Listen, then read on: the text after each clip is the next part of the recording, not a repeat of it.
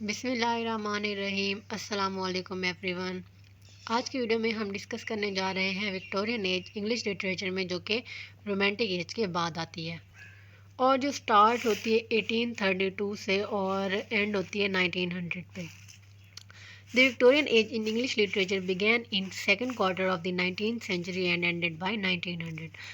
19th century के second quarter में ये एज स्टार्ट हुई थी और 1900 में ये एंड हो गई थी। और इस एज में जो रेन था, जो हुकूमत थी, वो क्वीन विक्टोरिया की थी। During the Victorian age there was the reign of Queen Victoria in England which extends from 1837 to 1901। और क्वीन विक्टोरिया का जो रेन था वो 1837 से लेकर 1901 तक रहा था। Writers of Romantic Age, Wordsworth produced nothing of importance after the publication of his White Tower of Rylstone in 1815. Coleridge wrote nothing of merit after 1817. Scott was still writing after 1820. जो romantic as के writers थे, poets थे, उन्होंने 1815 के बाद से कोई भी ऐसा वर्क प्रोड्यूस नहीं किया था, कोई ऐसा वर्क, नॉवल, ड्रामा या पोइट्री नहीं लिखी थी जो कि ज़्यादा इम्पोर्टेंट हो या ज़्यादा इम्पोर्टेंस रखती हो। वर्ड्सवर्थ जो है, उन्होंने वाइट डो ऑफ राइलस्टोन के बाद कोई ऐसा वर्क पब्लिश नहीं कराया जो ज़्यादा इम्पोर्टेंट हो या ज़्यादा पॉपुलर हुआ हो। और जो कॉलरिज थे, उन्होंने भी 1817 के बाद कोई ऐसा वर्क नहीं लिखा जो कि ज़्यादा पॉपुलैरिटी हासिल कर सके। और जो वाल्टर स्कॉट है, उन्होंने भी 1820 तक लिखना जारी रखा था। उसके वजह से जो राइटर्स थे रोमांटिक एज के, उन्होंने कोई ऐसा काम प्रोड्यूस नहीं किया था, कोई ऐसा वर्क नहीं दिया था जो कि ज़्यादा इंपॉर्टेंस का हामिल हो या जिससे रोमांटिक एज जो है वो बरकरार रह सके या कंटिन्यू रह सके। The romantic poets of the early younger generation unfortunately all died young. Keats in 1820, Shelley in 1822, Byron in 1824। जो यंगर ग्रुप था रोमांटिक पीरियड का, रोमांटिक एज की जो यंगर जनरेशन थी, वो अनफॉर्चुनेटली यंग एज में ही मर गए थे सब। जैसे जॉन कीट्स हैं, वो 1820 में उनकी डेथ हो गई थी, शेले की 1822 में और बायरन की 1824 में। तो इस वजह से जो रोमांटिक एज है वो कंटिन्यू नहीं हो पाई थी। इस वजह से विक्टोरियन एज का आगाज़ हुआ था। जो फर्स्ट रिफॉर्म एक्ट है वो 1832 में पेश किया गया था। जो रोमांटिक एज है, हालांकि वो रियल सेंस में जो एंड हुई थी 1820 में एंड हुई थी, लेकिन जो विक्टोरियन एज है वो 1832 से स्टार्ट हुई थी, क्योंकि जो फर्स्ट रिफॉर्म एक्ट था वो 1832 में पास हुआ था। इस एज में जो रिफॉर्म एक्ट दिया गया था, उसके पास होने के बाद, कॉन्स्टिट्यूशन में रिफॉर्म आने के बाद, जो राइट था वोट देने का और न्यू मैन्युफैक्चरिंग सेंटर्स का, और जो मिडिल क्लासेस थी उनको पावर दी गई थी, क्योंकि उनको राइट मिल गया था वोट देने का, और जो पावर थी वो मिडिल क्लासेस को दे दी गई थी। और इस तरह से जो वेज जो थे, नए रास्ते जो थे, वो ओपन हुए एक्सपेरिमेंट्स के लिए और कंस्ट्रक्टिव पॉलिटिक्स के लिए। उसके बाद सेकंड रिफॉर्म एक्ट दिया गया था 1867 में। जो फर्स्ट रिफॉर्म एक्ट था 1832, उसने फॉलो किया था repeal of the Corn Laws को 1846 में। उसके बाद फिर इमेंस एडवांटेज हुआ मैन्युफैक्चरिंग सेंटर्स में और मैन्युफैक्चरिंग इंटरेस्ट में, जिसकी वजह से सेकंड रिफॉर्म एक्ट जो है वो पास किया गया 1867 में। इस तरह से विक्टोरियन एज की जो है वो शुरुआत हुई थी इंग्लिश लिटरेचर में। Literature of Victorian Age. In the field of literature, also the years 1820 to 1832 were singularly barren, as has been already pointed out. There was sudden decline of the Romantic literature from the year 1820, but the new literature of England, called the Victorian literature, started from 1832, when Tennyson's first important volume, Poems, appeared. तो 1820 से 1832 तक के जो years थे English literature में, वो बैरन थे, क्योंकि कोई भी ऐसा इम्पोर्टेंट वर्क प्रोड्यूस नहीं किया गया था रोमांटिक एज के राइटर्स या पोइट्स की जानिब से। इस तरह से जो डिक्लाइन हो गया था रोमांटिक लिटरेचर का 1820 से। इसके बाद जो न्यू लिटरेचर है, विक्टोरियन लिटरेचर, वो स्टार्ट हुआ था 1820 से, जब एल्फ्रेड लॉर्ड टेनिसन ने अपना फर्स्ट वॉल्यूम पब्लिश कराया था, पोएम्स।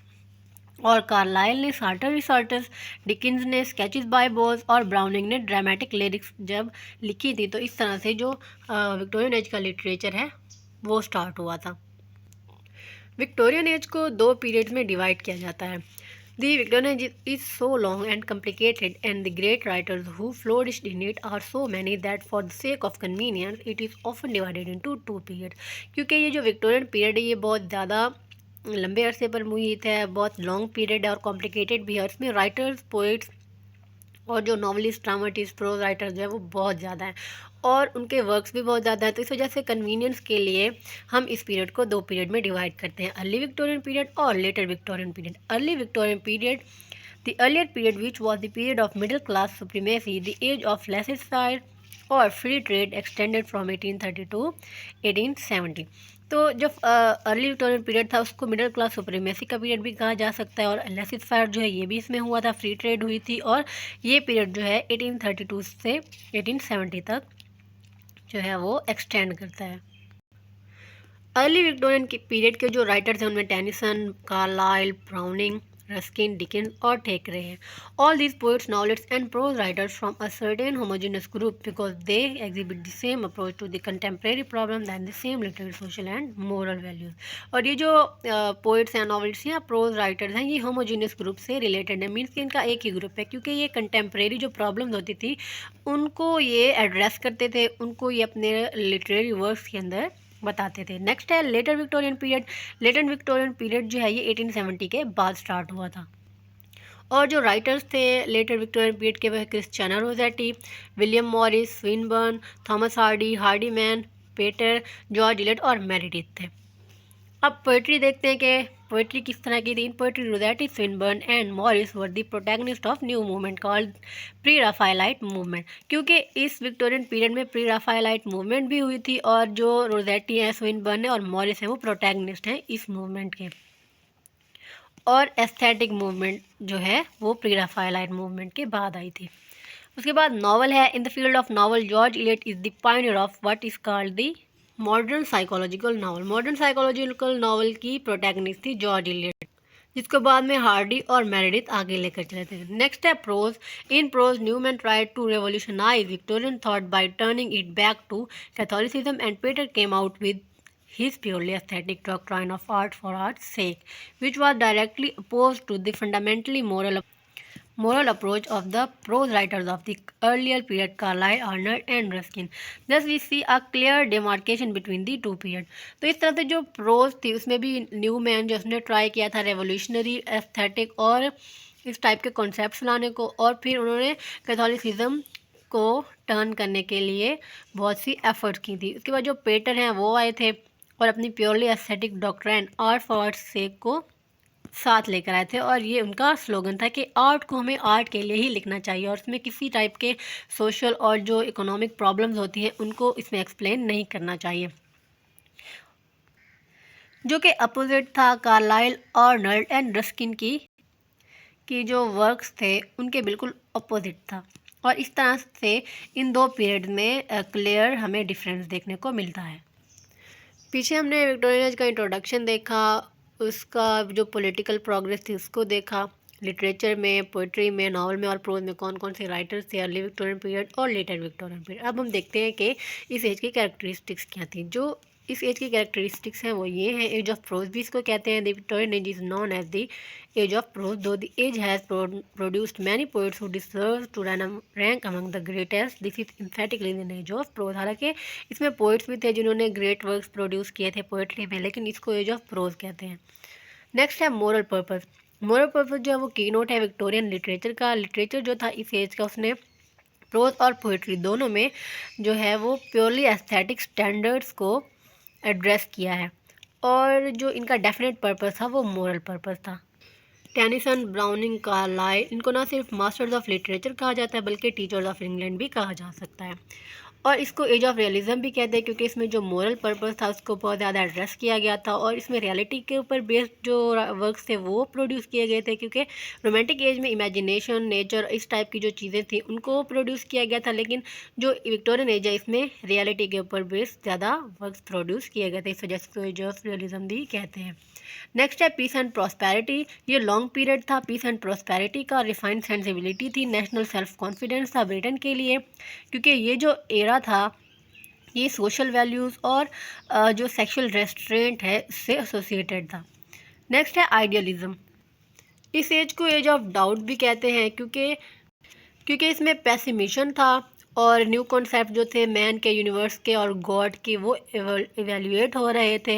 एवोल्यूशन जो थी मैन की, उसके बारे में लोगों के बहुत से जो कॉन्सेप्ट्स थे, थ्योरीज थी, वो डेवलप हो रही थी और बहुत कुछ कहा गया था एज के बारे में और एवोल्यूशन के बारे में, गॉड के बारे में, यूनिवर्स के बारे में। तो इस वजह से इसको एज ऑफ डाउट भी कहते हैं और इसको ऐसी एज कहते हैं जिसमें जो ग्रेट आइडियाज़ हैं उनकी कमी देखी गई थी।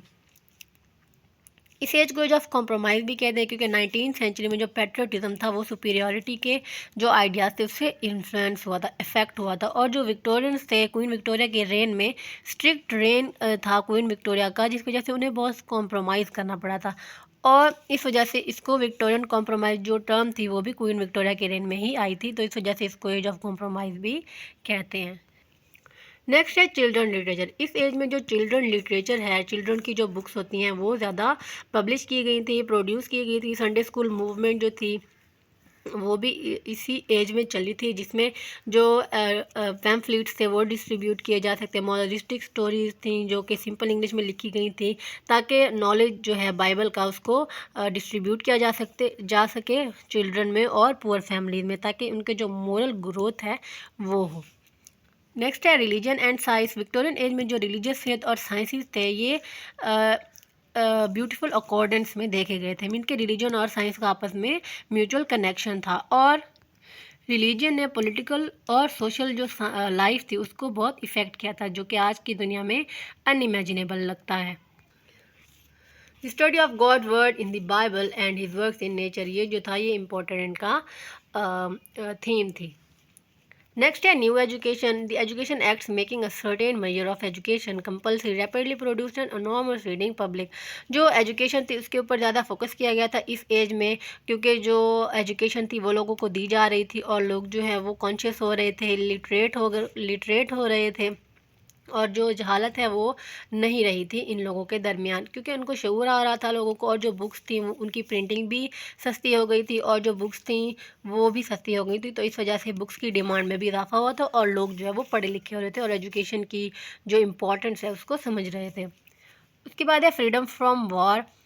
सिर्फ एक वॉर ही थी यूरोप में लड़ी गई थी विक्टोरियन पीरियड में, जिसको दी क्राइम वॉर 1854 टू 56 कहते हैं। तो इस वजह से इस एज को एज फ्री फ्रॉम वॉर भी कहते हैं, क्योंकि इसमें सिर्फ एक वॉर हुई थी। उसके बाद है development of science. 19th century को दी एज ऑफ साइंस भी कहते हैं, क्योंकि इसमें साइंस में और टेक्नोलॉजी में बहुत डेवलपमेंट हुई थी और उसके बेनिफिट्स को ज़्यादा देखा जा रहा था। और जो केमिस्ट्री और फिज़िक्स है इसमें भी बहुत ज़्यादा डेवलपमेंट हुई थी थ्योरी एंड प्रैक्टिस को लेकर।